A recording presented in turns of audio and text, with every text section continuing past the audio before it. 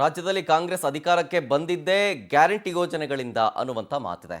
If in case ಹಾಗೆ ಅಂತ ತಗೊಂಡ್ರು ಕೂಡ ಈ ಗ್ಯಾರಂಟಿಲಿ ಸಿಕ್ಕಾಪಟ್ಟೆ ಫೇಮಸ್ಸು ಅಂತಂದರೆ ಶಕ್ತಿ ಯೋಜನೆ, ಮಹಿಳೆಯರಿಗೆ ಉಚಿತ ಬಸ್ಸು ಅಂತ. ಈಗ ಈ ಯೋಜನೆಗೆ ಆಧಾರ ನಿರಾಧಾರ ಅಂತ ಅಂದರೆ ಸ್ಮಾರ್ಟ್ ಕಾರ್ಡ್ ಇನ್ನು ಮುಂದೆ ಕೊಡ್ತಾರೆ. ಸಮರ್ಪಕ ಪಾರದರ್ಶಕವಾಗಿ ಅನುಷ್ಠಾನಕ್ಕೆ ತರೋದಕ್ಕೆ ಸ್ಮಾರ್ಟ್ ಕಾರ್ಡನ್ನು ಜಾರಿ ಮಾಡ್ತಾ ಇದೆ ಸರ್ಕಾರ.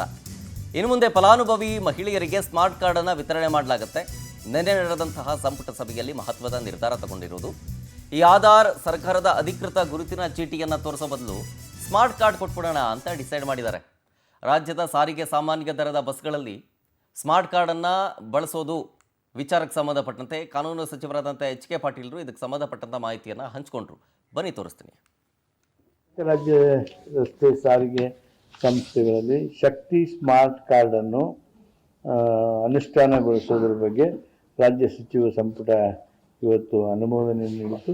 ಆ ಶಕ್ತಿ ಸ್ಮಾರ್ಟ್ ಕಾರ್ಡ್ಗಳನ್ನು ಉಚಿತವಾಗಿ ವಿತರಿಸೋದಕ್ಕೆ ಸಚಿವ ಸಂಪುಟ ನಿರ್ಣಯಿಸಲಾಯಿತು.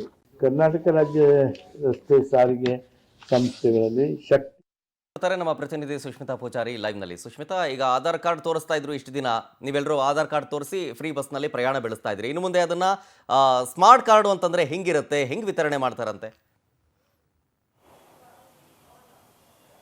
ಎಸ್ ಶರತ್, ಕಾಂಗ್ರೆಸ್ ಸರ್ಕಾರ ಅಧಿಕಾರಕ್ಕೆ ಬಂದ ನಂತರ ಮೊದಲು ಜಾರಿಗೆ ಮಾಡಿದಂತಹ ಒಂದು ಗ್ಯಾರಂಟಿ ಅಂತ ಹೇಳಿದ್ರೆ ಅದು ಶಕ್ತಿ ಯೋಜನೆ. ಈ ಒಂದು ಶಕ್ತಿ ಯೋಜನೆ ಮೂಲಕ ಮಹಿಳೆಯರು ಕರ್ನಾಟಕದಾದ್ಯಂತ ಉಚಿತವಾಗಿ ಪ್ರಯಾಣ ಬೆಳೆಸಬಹುದಾಗಿದೆ. ಇಷ್ಟು ದಿನ ಮಹಿಳೆಯರೆಲ್ಲರೂ ಕೂಡ ಆಧಾರ್ ಕಾರ್ಡ್, ವೋಟರ್ ಐಡಿಯನ್ನು ತೋರಿಸಿ ಅಂದರೆ ಒಂದು ಗುರುತಿನ ಚೀಟಿಯನ್ನು ತೋರಿಸಿ ಓಡಾಡ್ತಾ ಇದ್ರು. ಹಾಗೆ ಶಕ್ತಿ ಯೋಜನೆಯನ್ನು ಜಾರಿ ಮಾಡುವಂತಹ ಸಂದರ್ಭದಲ್ಲೂ ಕೂಡ ಸಿಎಂ ಸಿದ್ದರಾಮಯ್ಯ ಅವರು ಕೂಡ ಹೇಳಿದ್ರು, ಮಹಿಳೆಯರಿಗೆ ಉಚಿತವಾಗಿ ನಾವು ಸ್ಮಾರ್ಟ್ ಕಾರ್ಡನ್ನು ವಿತರಿಸ್ತೀವಿ ಅಂತ ಹೇಳಿ.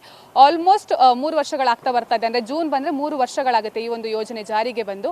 ಸೊ ಇಲ್ಲಿವರೆಗೂ ಕೂಡ ಮಹಿಳೆಯರೆಲ್ಲರೂ ಕೂಡ ಆಧಾರ್ ಕಾರ್ಡ್ ಅಥವಾ ವೋಟರ್ ಐಡಿಯನ್ನು ತೋರಿಸಿ ಪ್ರಯಾಣವನ್ನ ಮಾಡ್ತಾ ಇದ್ರು. ಈಗ ಈ ಒಂದು ಸ್ಮಾರ್ಟ್ ಕಾರ್ಡ್ ಅನ್ನು ನೀಡಲಿಕ್ಕೆ ಈಗ ಸರ್ಕಾರ ಮುಂದಾಗಿರುವಂತದ್ದು. ನಿನ್ನೆ ನಡೆದಂತಹ ಸಚಿವ ಸಂಪುಟ ಸಭೆಯಲ್ಲೂ ಕೂಡ ಇದಕ್ಕೆ ಒಂದು ಒಪ್ಪಿಗೆ ಸಿಕ್ಕಿದೆ. ಬಹುಶಃ ಏಪ್ರಿಲ್ನಿಂದ ಈ ಒಂದು ಸ್ಮಾರ್ಟ್ ಕಾರ್ಡ್ಗಳು ವಿತರಣೆ ಆಗುವಂತಹ ಸಾಧ್ಯತೆ ಇದೆ. ಹಾಗೆ ಈ ಒಂದು ಸ್ಮಾರ್ಟ್ ಕಾರ್ಡ್ ಕೂಡ ಉಚಿತವಾಗಿ ಮಹಿಳೆಯರಿಗೆ ಸಿಗಲಿದೆ. ಯಾವುದೇ ರೀತಿ ಹಣವನ್ನ ಇದಕ್ಕೆ ಕಟ್ಟುವ ಹಾಗಿಲ್ಲ. ಇದ್ರ ಜೊತೆಗೆ ಈಗ ಆಲ್ರೆಡಿ ಟೆಂಡರ್ನ ಕರಲಿಕ್ಕೂ ಕೂಡ ಇವಾಗ ಸರ್ಕಾರ ಅಂದ್ರೆ ಸಾರಿಗೆ ಇಲಾಖೆ ಮುಂದಾಗಿರುವಂತದ್ದು.